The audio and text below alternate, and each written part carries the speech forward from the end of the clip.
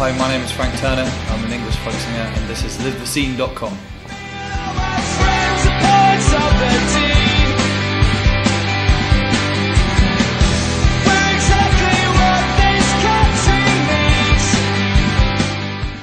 So, congratulations on your Sellout Manchester show. How does it feel to sell out venues of this calibre now? Weird, surreal. I'm kind of suffering from hyperbole fatigue. I've kind of run out of words to describe the weirdness of it all, because I was still feeling pretty weird about selling out the Academy too. So it's an extra degree of weirdness, but I also don't want to sound like a broken record constantly going on about it. So it feels great. It feels amazing. This tonight is actually going to be the biggest show I've ever played in my biggest headline show I've ever played in my life. So that is exciting. And you're just back from America. Yep. How are the crowds treating you over there? Really good, actually. We were out with Flogging Molly, whose hoodie I'm currently wearing, and they were really receptive. We had a really good tour, actually. It was fun, and Flogging Molly guys were really cool, and we covered an awful lot of distance, and we played to an awful lot of people, so that was a good time. Okay. And so what have you got in store for the UK on this tour? Well, for this tour, this is the first time I've ever taken a full production on tour, which means that we've got our own PA system and our own lighting rig. And my drummer, Nigel, is actually a lighting designer. And he has spent the last 2 months beavering away on a plan. I'm not really a very kind of visual person about lighting and stuff like that, but I have to say that when I saw the light show in Newcastle on Monday, I was pretty floored. It was like, all right, and the thing is, it's not like a naff light show. It's not kind of like Jean-Michel Jarre or anything like that. Do you know what I mean? It's just kind of, the lighting just fits the songs basically, and it just really adds an extra thing to it. But I mean, I would describe myself as an entertainer, and my job is to make sure me and my crew and my band work really hard to make sure that everyone just has a really great time when they come to our shows, you know. And I want it to be like a celebration and a sing-song and a dance and all that. So that's hopefully what people will get from the show. Thank you. And how difficult was it for you to make the transition into more punky folk singing than it was for, you know, when you were doing your original punk bands? Well, there was a kind of... It's funny, the further away it goes in time, the further it recedes, the more kind of clearly I can kind of think about what happened. I had a kind of wilderness year, basically, between the two. I mean, I started touring solo pretty much straight away when Million Dead broke up, but that year, maybe a year and a half, was kind of very weird. I was flat broke. I was homeless. I was touring on the train with my guitar and stuff, and at the time it all just sort of made perfect sense, and it was just kind of sheer sort of bloody mindedness going on with it. But looking back, it was a weird time, and it was very steep learning curve, should we say. But I mean, I feel like it's made me the man who I am today. So, you know, I'm glad I did it, and it's sort of like, you know, obviously things are going amazing right now, so I'm not complaining in any way, but it was a rough year or two around there. So what made you take such a dramatic step in pushing towards something else?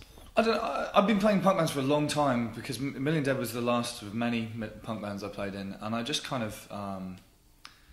it's not that I got bored of punk per se, because it's still a very vital and exciting genre in my opinion, but I got bored of playing punk music myself. I felt like I'd said pretty much everything I was ever really going to say in that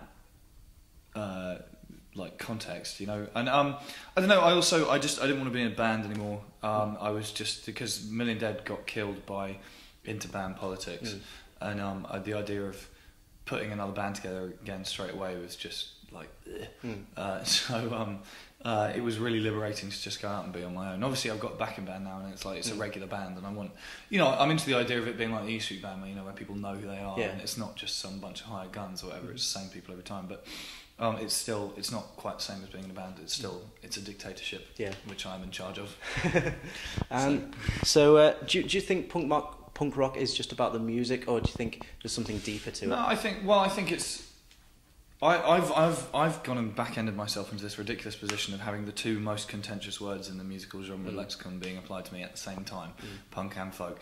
But I think that they both words describe two different things. They describe a sound and an ethos. Because, I mean, you look at punk, I mean, you can say punk is the Ramones and the Pistols and the Clash, or I suppose you could say punk is Black Flag, or even like hot water music, you know, whatever you want to say. But at the same time, punk's an ethos, and given how disparate the number of things that get called punk sound, I'm much more comfortable talking about the ethos of it. And I mean, to me, punk rock's just about energy, it's about defiance, it's about independence of spirit, and those kind of things.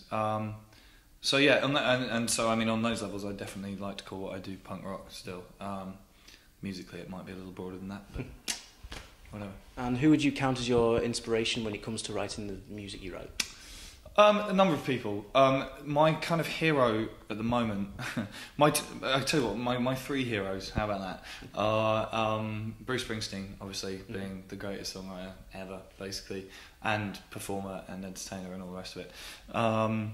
Henry Rollins, who, obviously, I don't think his music plays a massive influence on my music right now, but his just whole kind of approach to life I find very inspirational.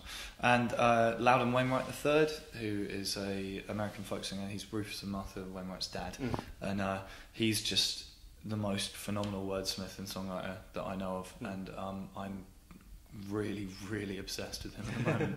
So yeah, I'd say those three. Okay.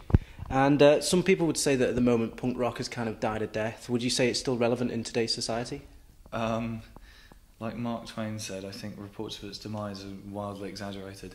I don't, people have been saying punk is dead since 1978. Do you know what I mean? It's just a cyclical thing. It comes around, and people say it all the time. I don't know. To be honest, I think the problem with it is, I think a lot of people just look for punk rock in white guitar-driven bands, and I think that every now and again there are good ones of those. I don't know, At the Drive-In being a recent example, but I mean, I think that, for example, in the UK there's been much more exciting and more punk stuff happening on the grime scene in the last kind of 5-10 years than there has on the punk scene, Gallows notwithstanding. But you know, so and I mean, and right now, I mean, as much as I'm not that comfortable being lumped in with it as some kind of movement, because it isn't. But the whole sort of punk folk thing that's been going on, particularly in the States right now, I think is really interesting, because I think it's the punk scene kind of reminding itself why it liked music in the first place, which I think is kind of a cool process. Yeah. So.